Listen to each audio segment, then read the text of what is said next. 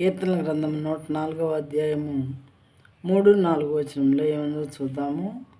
He lays the beams of his chambers on the waters, he makes the clouds his chariot, he rides on the wings of the wind. 4th one, he makes his messengers winds, his ministers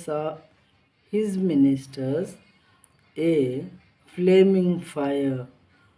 తెలుగులో చూద్దాము. జలములలో ఆయన తన గదుల దూలములను వేసి ఉన్నాడు.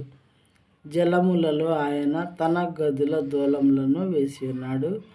మేఘములను తనకు వాహనముగా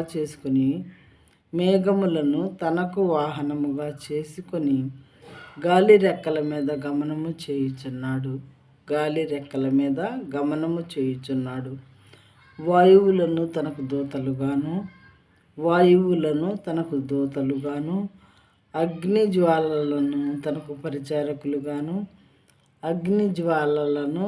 పరిచారకులుగాను ఆయన చేసుకొని ఉన్నాడు. అంటే దేవుడు చేసుకొని ఉన్నారు అన్నమాట. ఇవన్నీ కూడా దేవునికి సంబంధించినటువంటి విషయములు. అంత ఘనమైనటువంటి మహారాజు ఈ దేవుడు.